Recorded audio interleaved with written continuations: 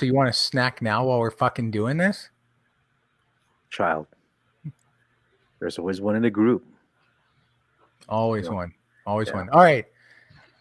Did you fucking wake up on the wrong side of the bed today? Seriously. Why are you both bitching? I mean, technically, if you think about it, you really only get up on one side of the bed.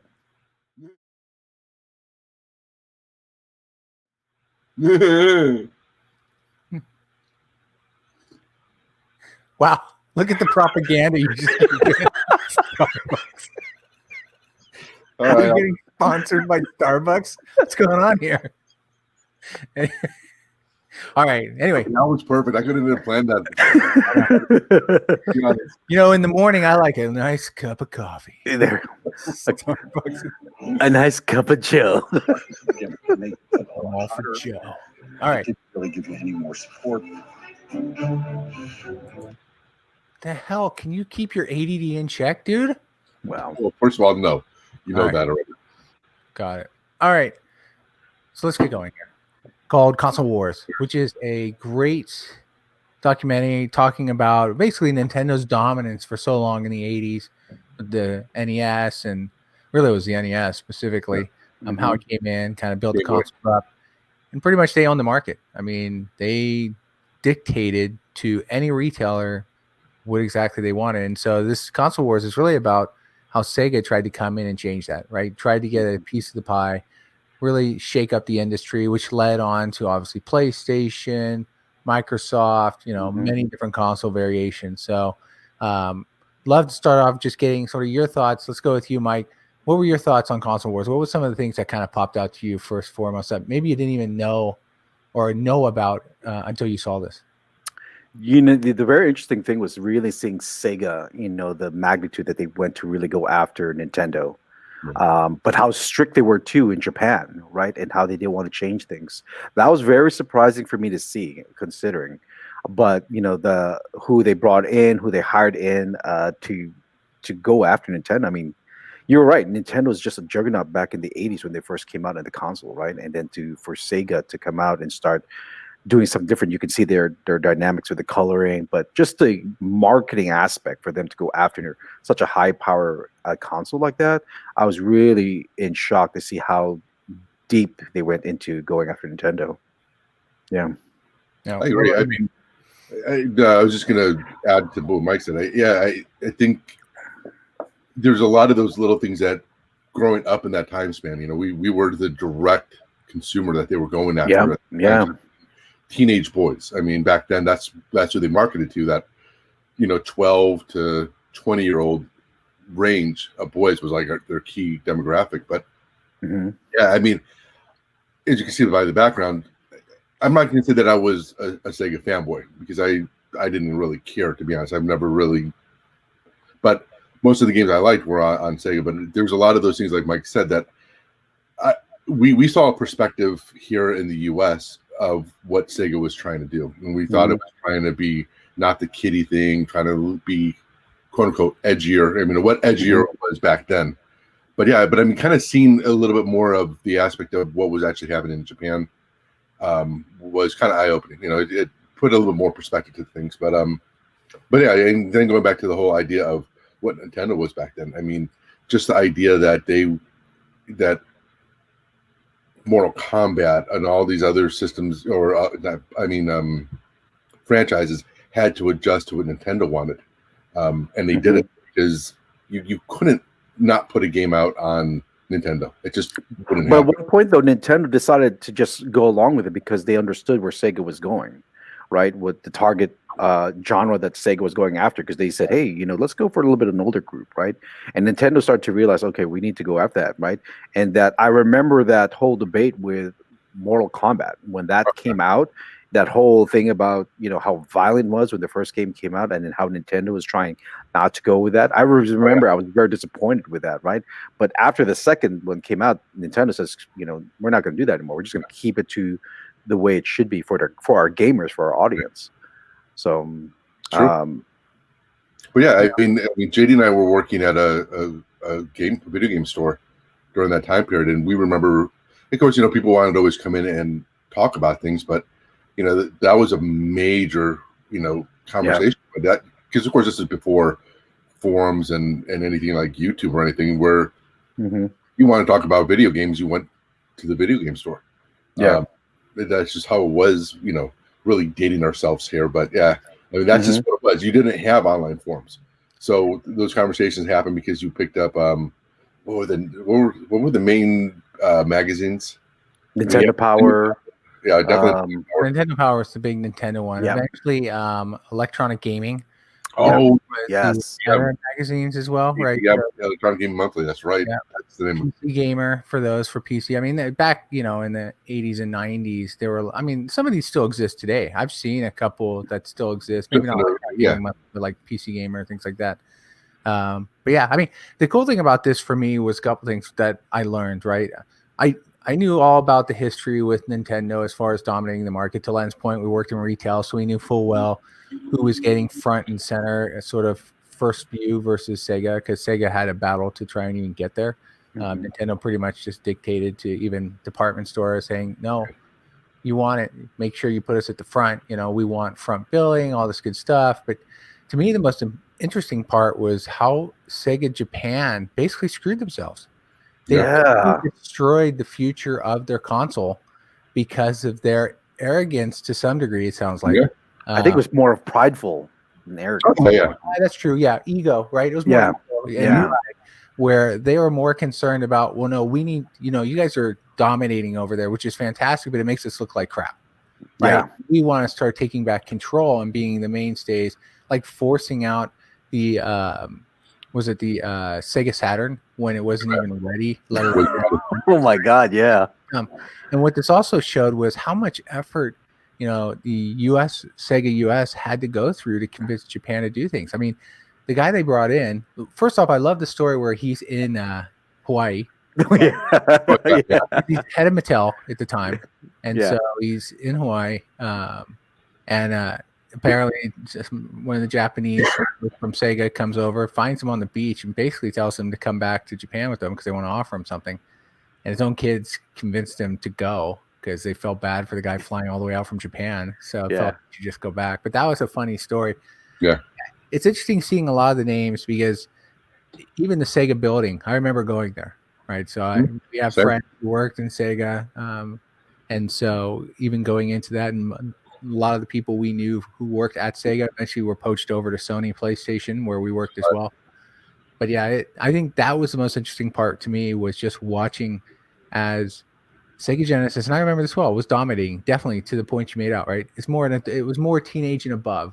Nintendo was always kid focused, fun games, family games, and that's why it dominated. They still are, yeah. And they still are, exactly.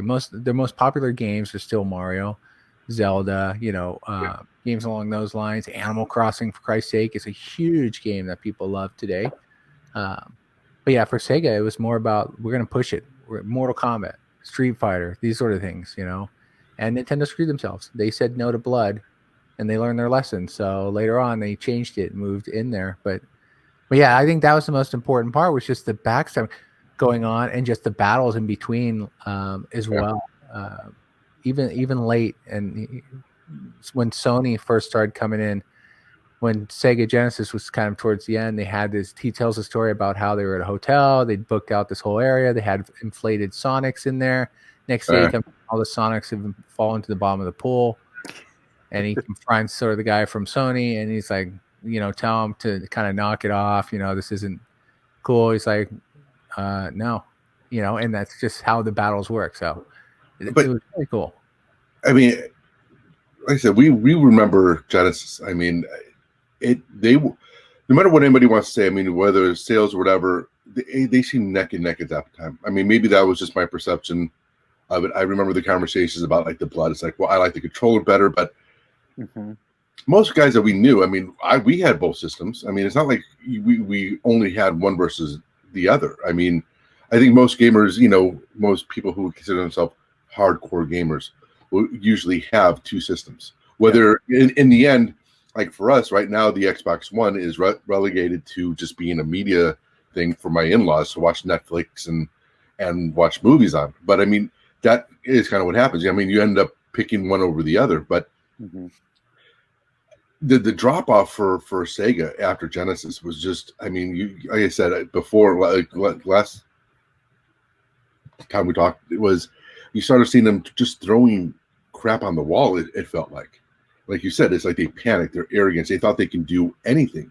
And you do have the fanboys who went out and automatically bought the 32X, bought the CD drive, bought the Saturn as soon as it came out.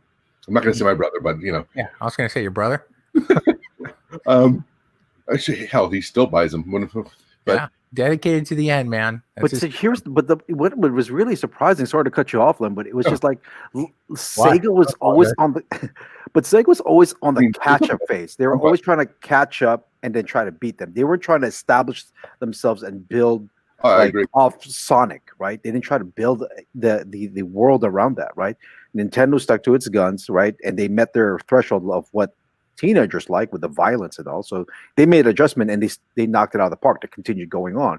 But Sega I just felt like Sega was always trying to catch up, trying to throw out the newest release, right? And I felt like they really didn't stick to their brand of what it should have been, rather than playing. Yeah, but I don't know if that's true. I mean, from the documentary and even from experience, I think. So to your point, Nintendo dominated, so they had to catch up, right? They're trying to jump into a market, and they leapt into it first, right? The 16-bit market, they were in there before. Yeah. Right.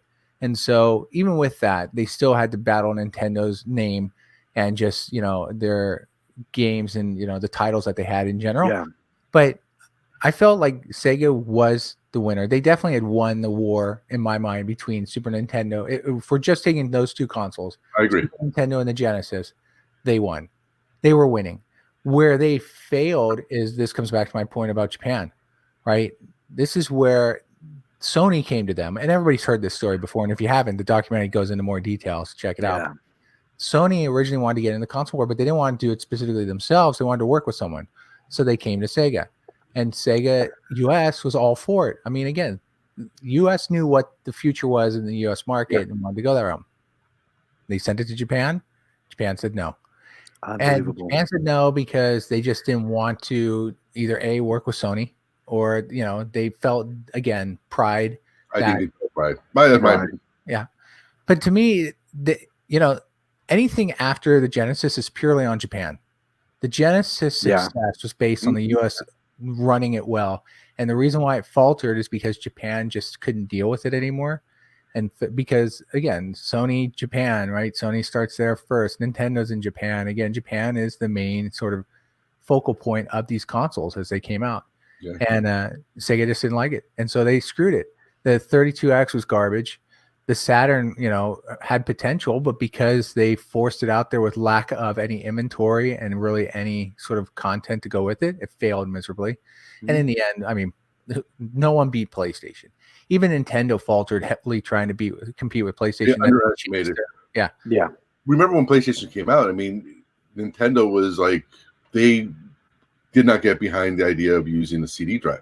Yep. Right. They couldn't. For the longest time, they were against that. They didn't think that it was the future at that point. Maybe they just thought that it just wasn't ready or whatever. But they grossly underestimated the effect of having that high capacity media that a CD gave them. Mm-hmm. But yeah, I mean,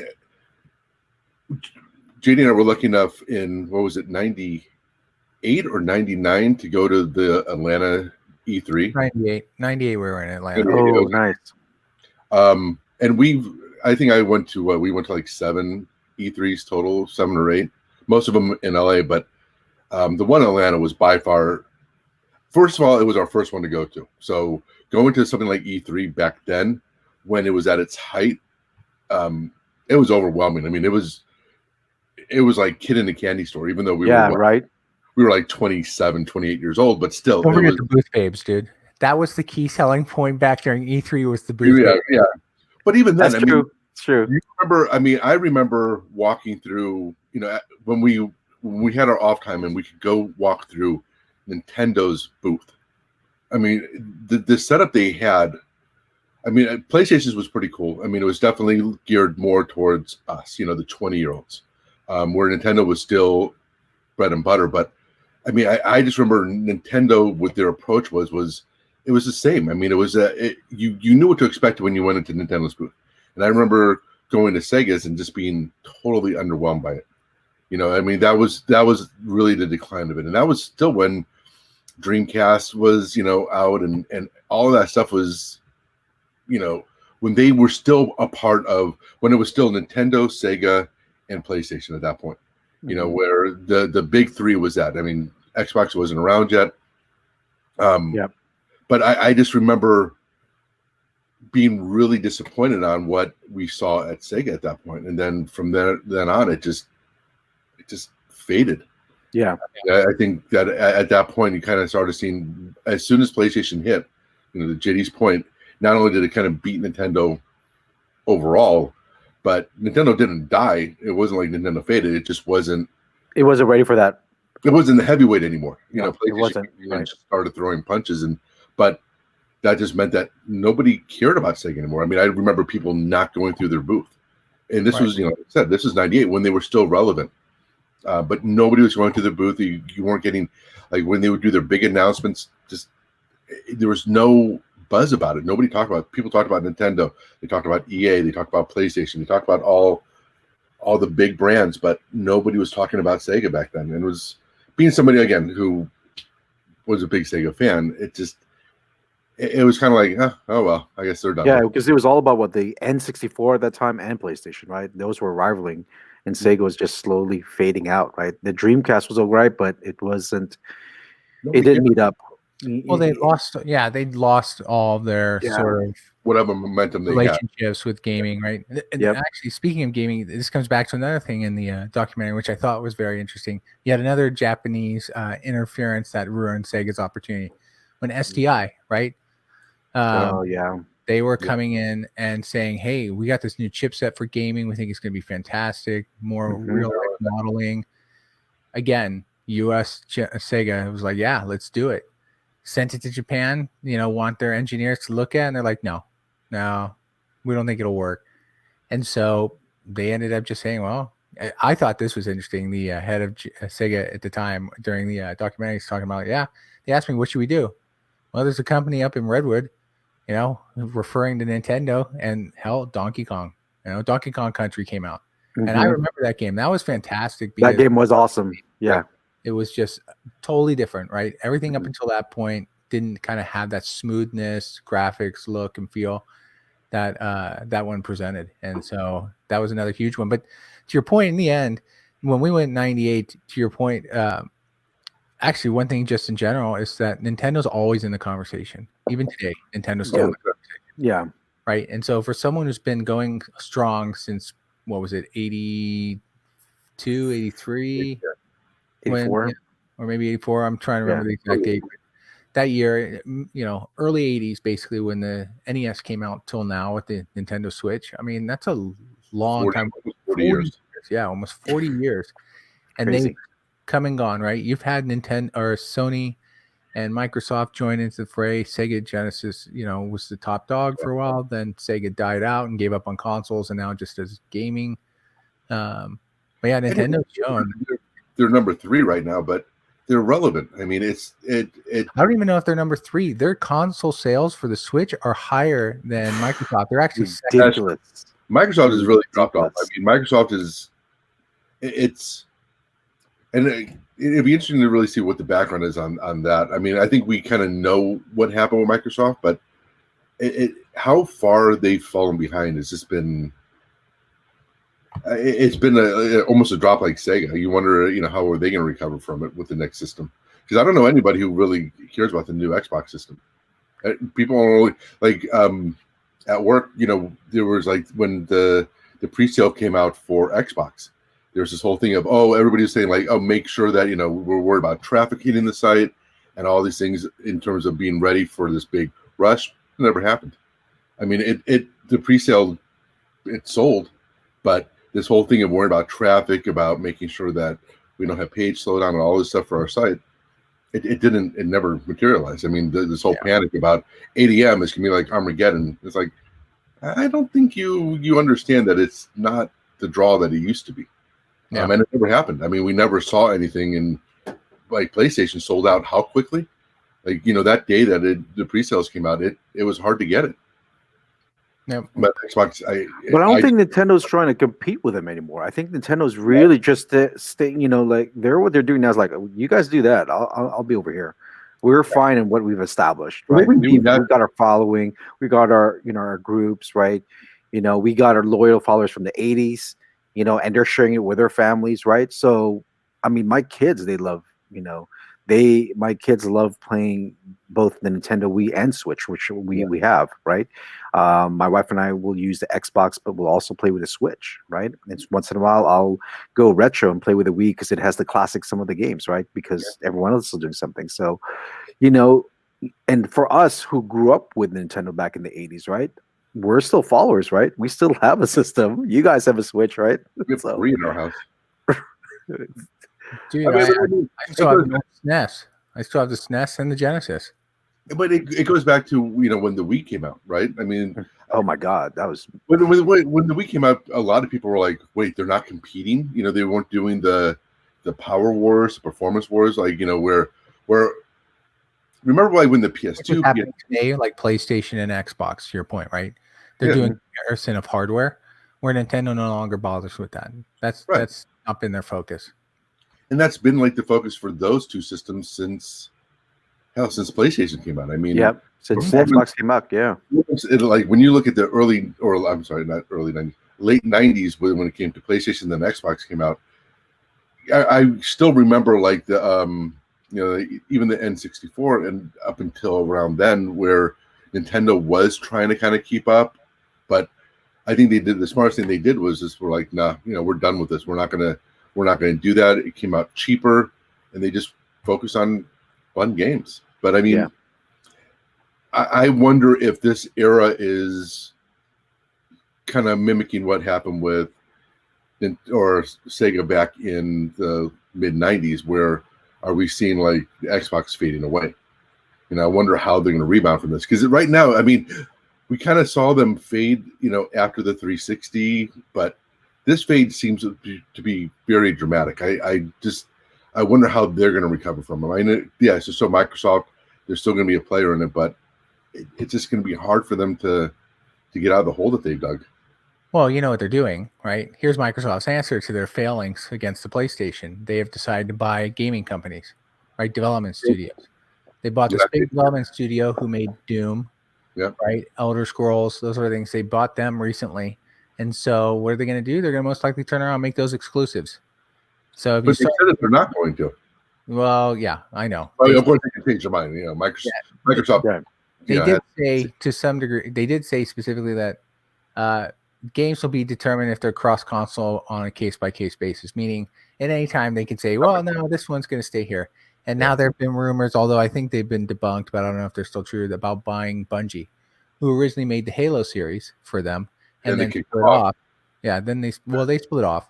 Oh yeah. And now there's talk about bringing them back. So they made another game called Destiny, which is cross-platform. But that might be Microsoft's answer, right? Is they have the money. If their console isn't enough to spark people to join, then it comes down to games, which is true in general. Even the Sega Genesis. And back to your point, like when did they start doing hardware comparisons? Obviously, when Genesis came out, we're a 16-bit system, and whereas the NES was just 8-bit. So they're saying this is 16-bit. So that's when it first started this whole debate, or, you got to compare your specs, so to speak, to show your value. But it came down to the games. If the games suck, I don't care how good the system is. Exactly. To me. And so that brings up a question. What was your, and we've probably talked about this before, but, and Len, you do a lot of Sega, obviously with your brother.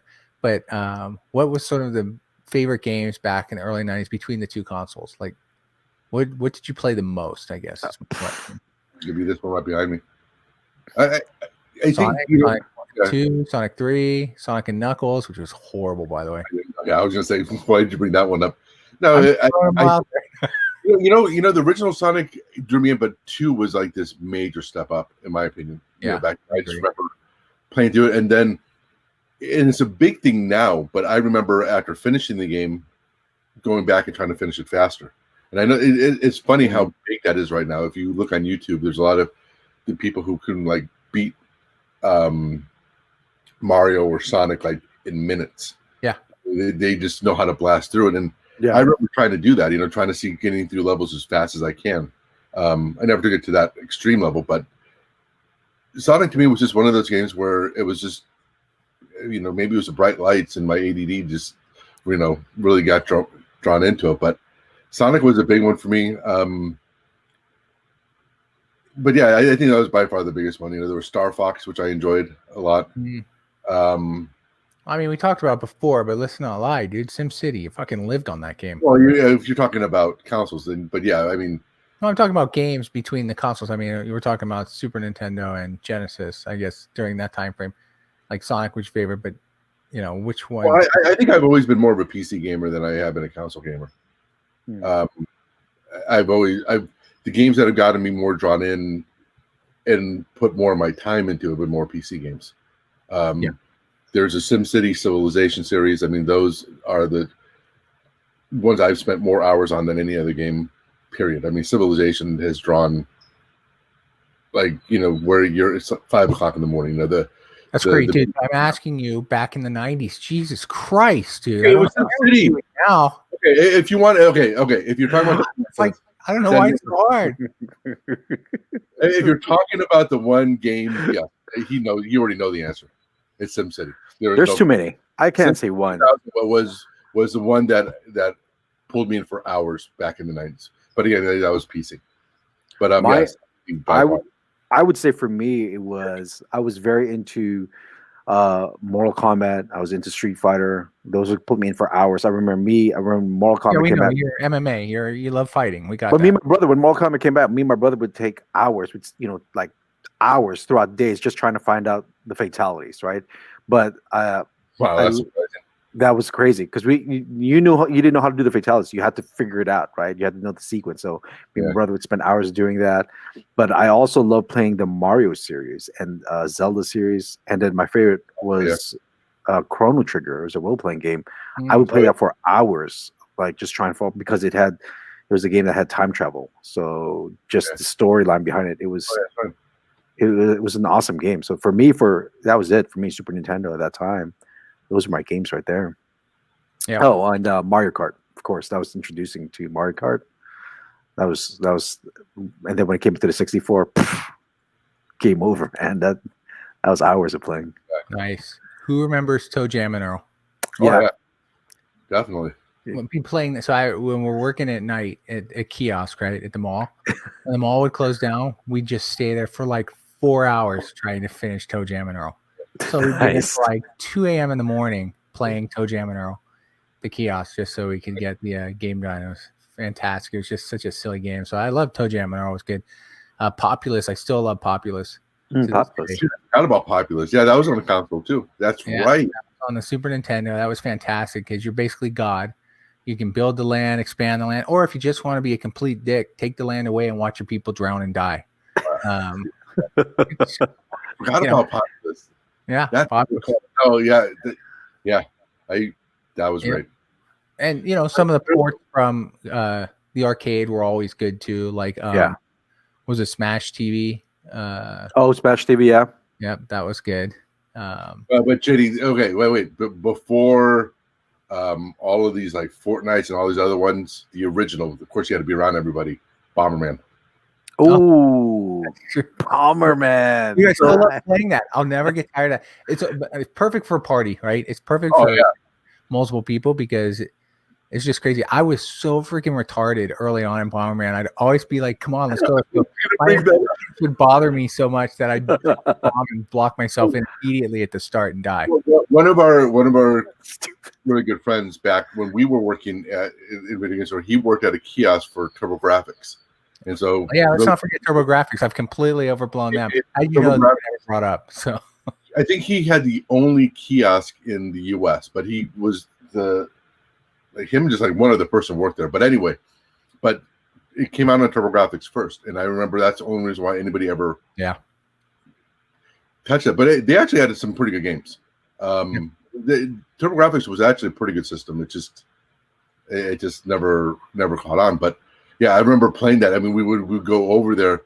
He would plug in the controllers, and we started having Bomberman tournaments. And you used to get so pissed off. I mean, you're just like, I'm an idiot. Dude, because I just get so irritated every time we'd restart, and I like for some reason, again, I'm trying to go quicker than my hands are going quicker than what my mind thinks I should be doing, and so I'm dropping bombs in bad spots. I'm like, stupid.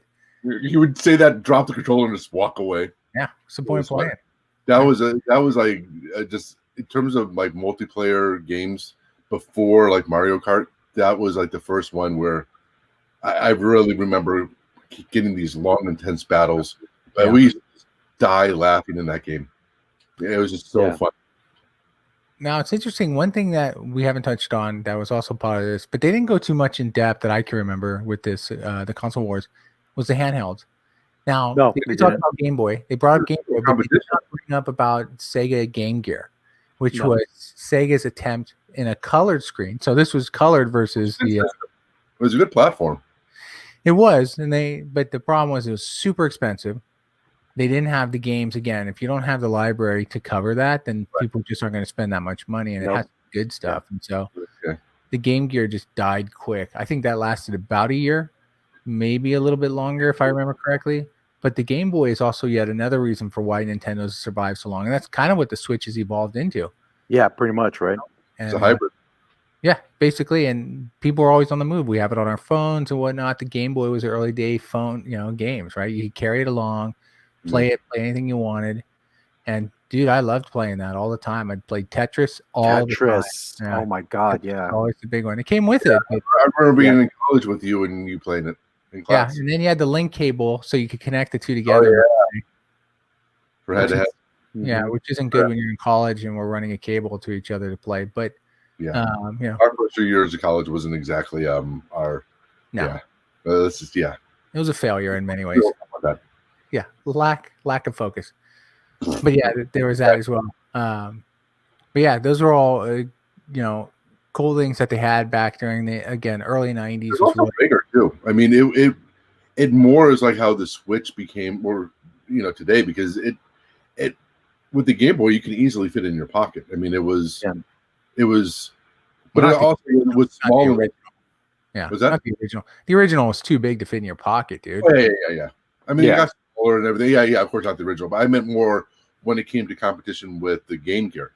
It was smaller back then and easier to kind of just carry with you. And then the Game Gear was a great system, but like you said, it was just too expensive. I mean, that was kind of the problem with where Sega went. Also, is that they started getting all these accessories, all these things, and I think they also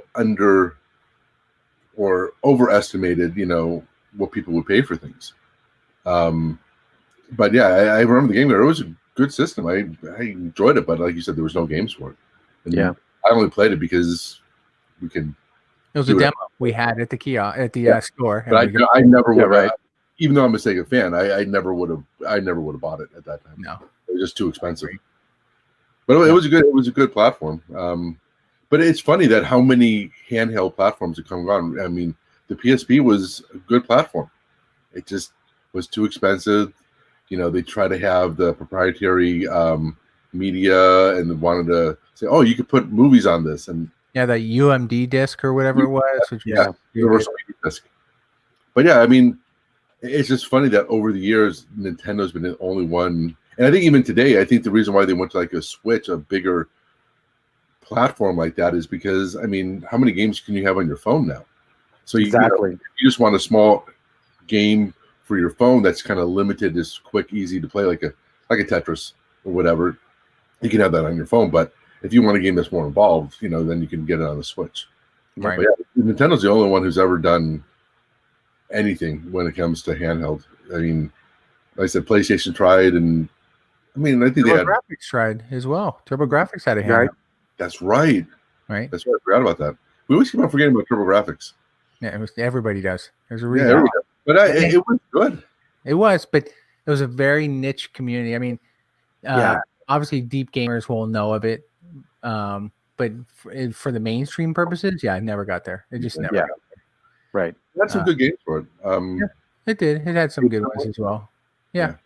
So are there any games from the 90s, or did you spot any games in the documentary mean, they mostly focused on Mario and Sonic. I don't think there was anything really too in depth. Right. But I guess one question is there a game, and Len's already given this answer because he likes PC, but I was going to say, are there games from like those generations that you'd love to see ported over today?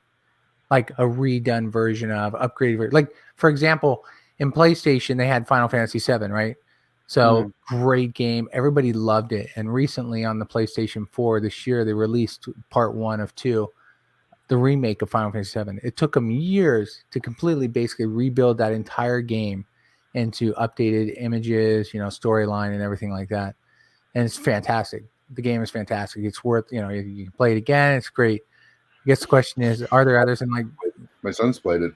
Both my oldest and youngest recently just finished. Well, actually, the youngest just recently finished, but yeah, the oldest was playing it. Yeah, it's fantastic visually. So I guess the question is, are there any games you love so much? And like Len mentioned, SimCity and others. SimCity always has continued to carry over into the PC world more than anything else. Right. Yeah. But like, are there any games, maybe Mike, that you wish you could see today on a console? Yeah, of course. It'd be like definitely be Chrono Trigger because I still love that game. That was probably one of the best games ever played on there. But to go back to one of your questions, some of the old Nintendo games I saw them playing was like RC Pro-Am, Donkey Kong. They had Balloon Fight, right? I remember playing those games. Balloon Fight.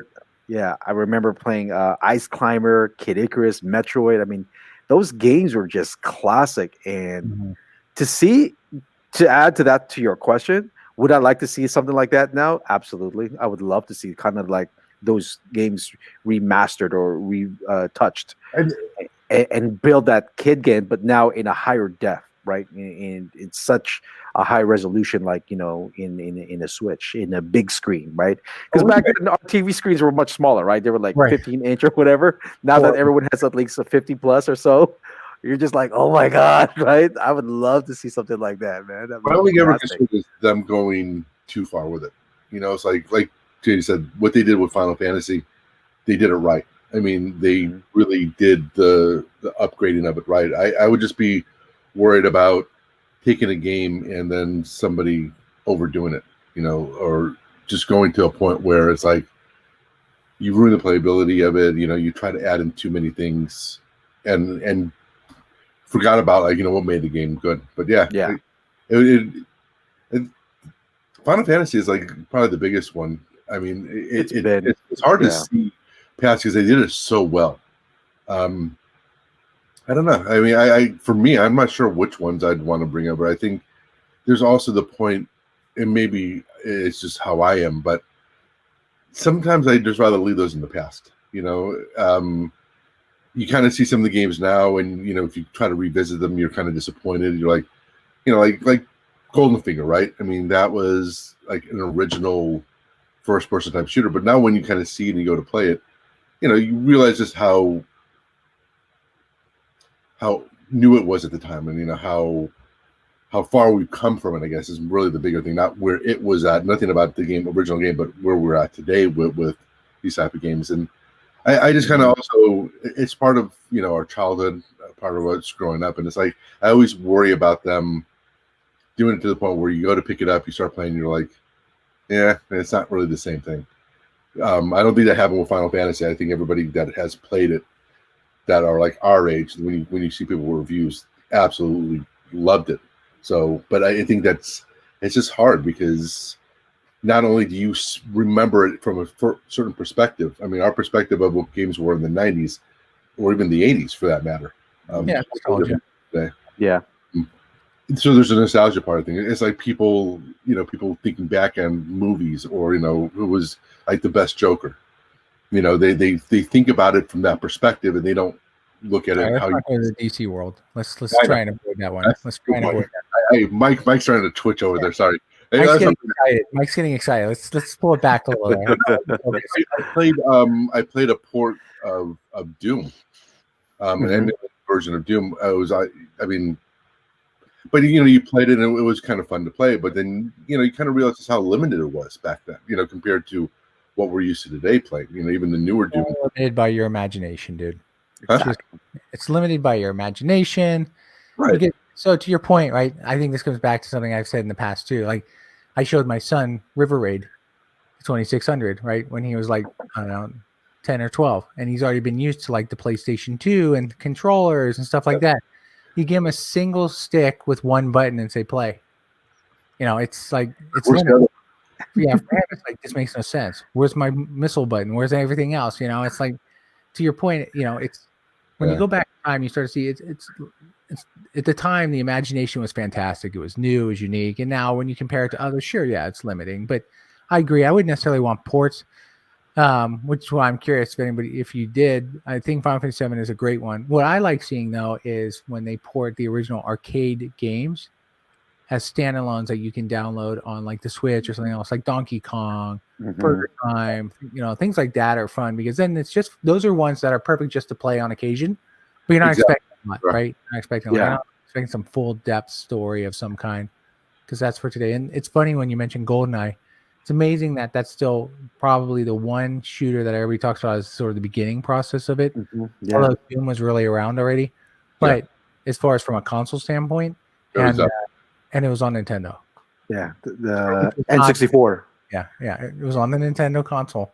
Yep. And not on another one that came up with that first. That really took off. So that just shows how, even Nintendo could succeed in areas where you didn't think that was their focus. That game was so fun.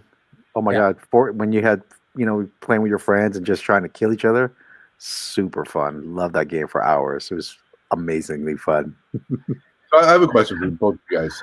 Going back before Genesis, what were the off systems like when Atari started to fade and Nintendo was starting to pick up steam? What systems do you guys remember other than the big ones that people like Mike in your background? You have the Atari, you have all the ones that everybody remembers, but what system did you have? Like for me, I'll start off. I had the Intellivision. I don't know if you guys remember that one. Yep, ColecoVision and television. Yep. Yeah. Okay.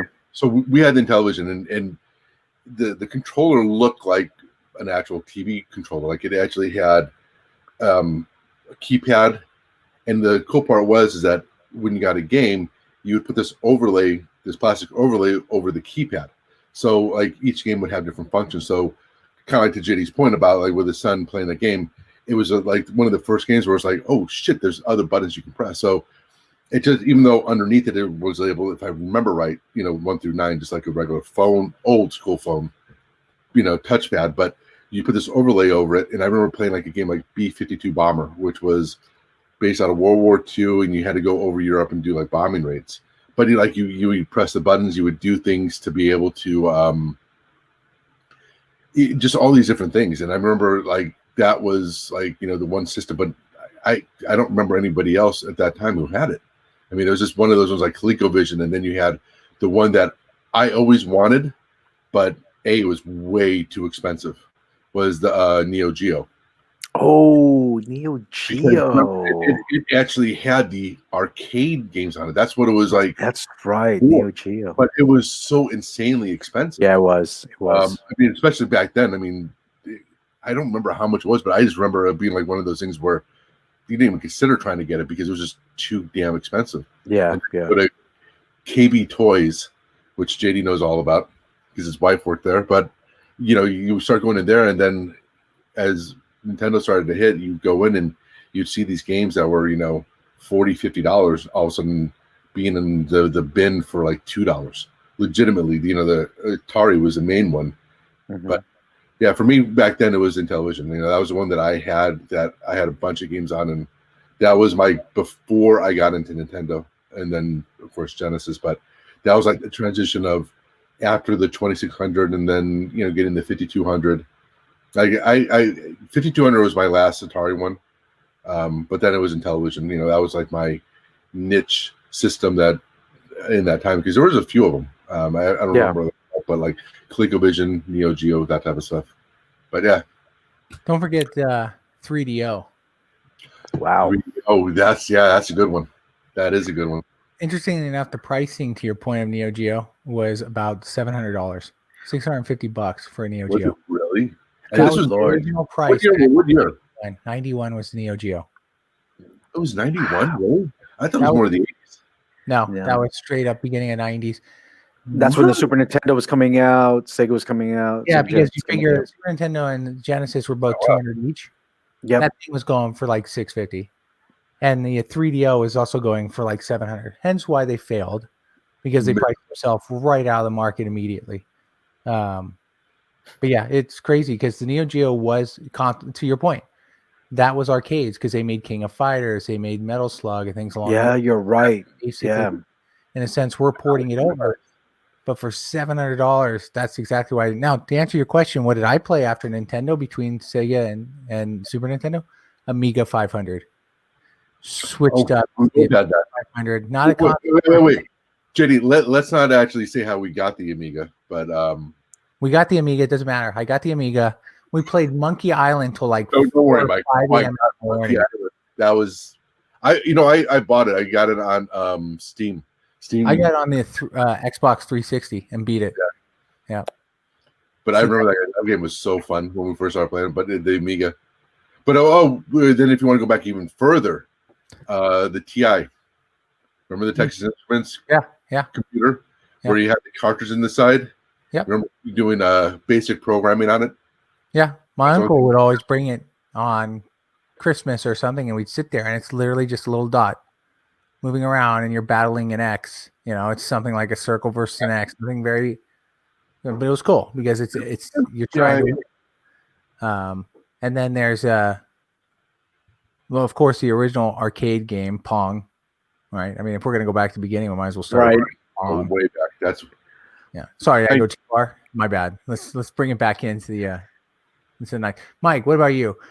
After to Len's question, like, was there any offbeat consoles you got, or you just stuck to sort of the main guys? No, it was just when Nintendo came out, it was the one that just drew our attention for us for sure. I mean, we weren't everything else was just let's just go to arcades. We weren't really into anything else at that time. We had our arcade specifics that we went to, and we talked about this before, like all the arcade games that we used to go to and spend dollars right in there. But then when Nintendo came out, a home system, we said, oh, this looks interesting, right? And that was it. Nintendo, I've been a Nintendo person since 84, 85, whenever it came out. That's it.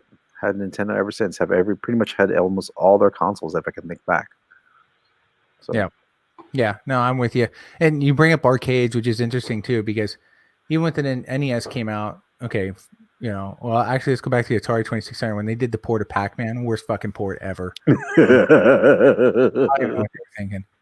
That's where ColecoVision and Television did it right. They ported it correctly, at least the concept of Pac-Man, whereas Atari didn't. But anyway, but to the arcades, I agree. I mean, when the Nintendo came out, it was a great game for home, but it's still limited, right? And every game would cost you $50 or something or whatever it was to buy. And so I loved going to the arcade. I was bummed when they closed the arcades down because to me it was just fun. You get out there.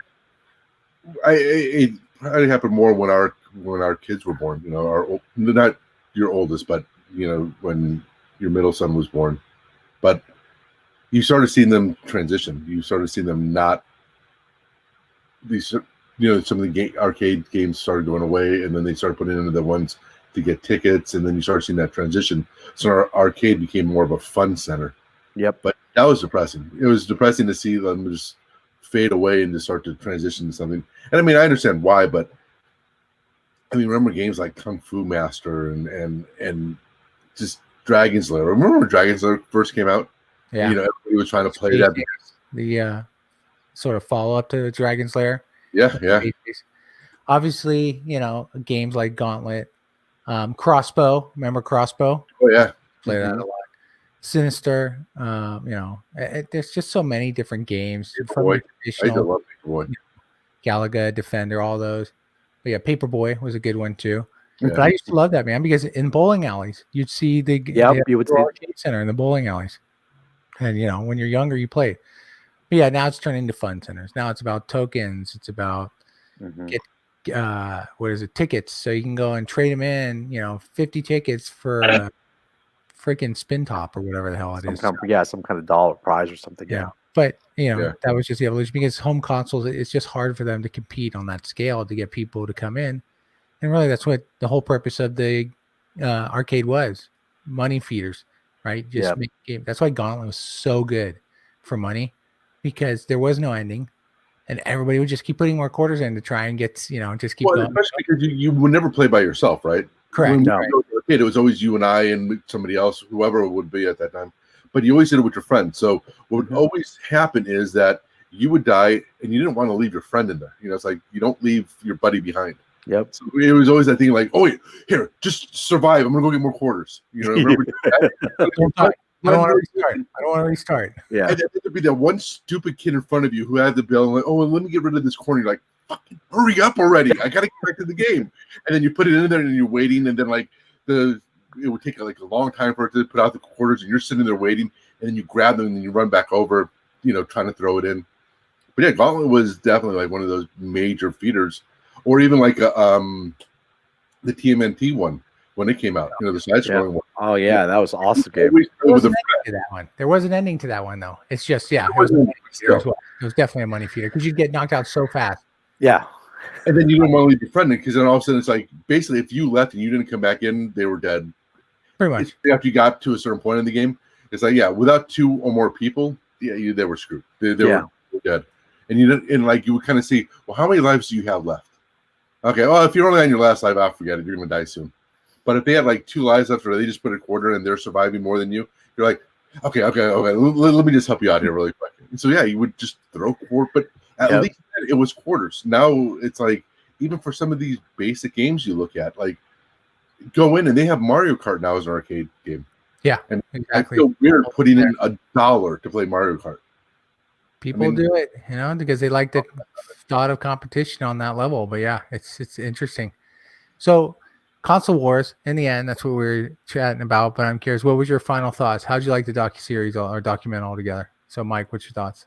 I thought it was good. I think it was done really well. I like the animation, the storylines they added to it, like you said, right about the person who was being brought from Japan. He was still in his swim trunks when he met with the president. Sort of view, so I just love that the storyline. I love that it showed you how Nintendo and Sega is really stepping up and the depth they went into, how Sony came in. I think they did a really good job of that, of the console wars. I think it was I think it really painted a picture for you, right, from a kid and to an adult now, to what you see and the behind the scenes. So I think it did really well. I wouldn't be surprised if they did like a console war 2 with what's going on now, right? So I would not be surprised, and I would definitely watch for that one. Oh, right, like the PlayStation versus Xbox, and then Nintendo involved. Yeah, I would definitely still be part of that. But Nintendo all the way. I think we talked about it earlier. Is like we knew most of it. I mean, there was some color commentary that you're like, oh, that's interesting. I didn't know about that. But I mean, most of the stuff isn't anything groundbreaking about what happened in that time period. But again, being somebody who graduated high school in 1990, we were in the heart of that time period. We were young adults. I mean, we were 20 years old. We were quote unquote in college at that time. We had some money, so it wasn't like, we were just hoping our parents would buy it. We were working. I mean, Jade and I in 92, we were working full time. So we were able to afford to be able to buy not whatever we wanted to, but that was, I wouldn't say our childhood, but, that was our, that was our era. I mean, that's what we were into. That's what we were big into. Like we worked at a video game store, and later on, with PlayStation, and later on at IGN together. So it's a part of our history, and it's good to see that they did it the right way.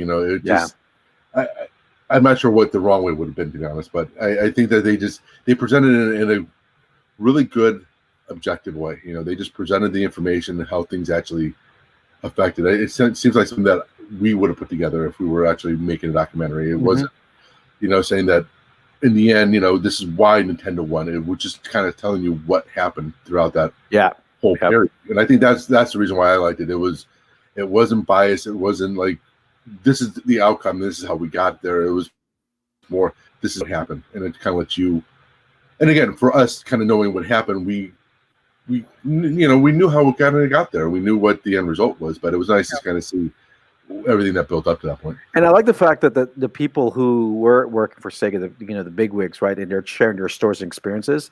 I really enjoy the fact that how excited they were to talk about it, right? And even though they had a good rush and it didn't pan out the way they wanted to, they were still excited to talk about it, right? What they were part of, what they were able to share with and experience with, and be a part of it history.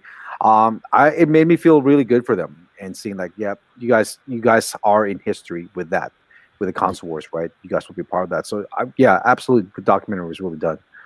So to answer that, JD. Yep. Yeah. I mean, in the end, I'm the same way, right? Loved it. Loved what they did. I think they brought the story together well. There were some tidbits that I was not aware of, which I thought were fantastic to learn. Overall, it's a great series. It's nostalgia, right? Because again, we lived through that period of time. I will be interested to see if they ever do, which I doubt they will, release sort of, the age ranges or, the numbers related to who watched it, what age range, because I feel this is more for people in our age category. Yeah. You may have obviously diehard game fans who are just interested will probably watch, but I don't think it's generally focused towards the younger age. They're not going to care. Hell, most of them don't even know a Genesis even exists. It's Only true. know Nintendo. Mm-hmm. But yeah, I think it was great, and I'd love to see more like this. I enjoy these. I enjoy anything with gaming. Was always fun. So anytime someone does a documentary on gaming, it's cool just because you get to understand more. It'd be nice to see more. What I did like at the end that they didn't go into, which I always thought was funny when we worked at Sony, was the Crash Bandicoot commercials, where they basically go to the offices of like Nintendo and be literally outside making comments with a blow, or something like that. And that was, as they said in the documentary, Sony was trying to out Sega for what Sega did to Nintendo during that time. Sony basically reversed it and did that to Sega. So Yeah. it was a great series, man. I look. Crash was never PlayStation's mascot.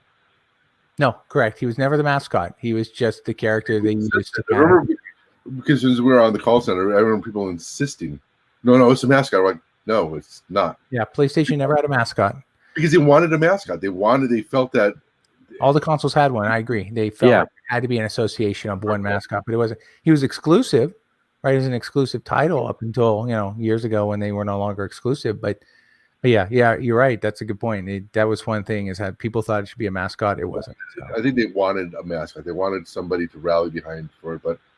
And I thought Crash was a good game, but it wasn't great. No, by no means. It's a good game.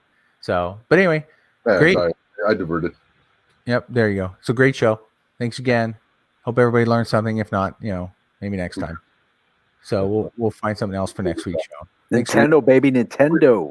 We enjoyed it. That's all that matters. Yeah, I enjoyed it. Anybody listening, watch it. If you haven't seen it, check it out. It's definitely watch it. Definitely. Yeah, absolutely. It's nice to kind of get a little bit of that perspective of how. I'm actually going to try to have my kids watch it. I want my kids to have some little bit of the history, so I'll have them watch it. They're young enough; they like the Switch or Nintendo, so I want them to see what it looks like. So I'll get my kids to watch it. I think my sons are going to watch it later as well. Yeah. So and again, them being the demographic that we were at that time, it would be good to see. If they notice a lot of the parallels that might be happening today. But, yep. Exactly. All right. Great. Thanks again. Have a good weekend. Later.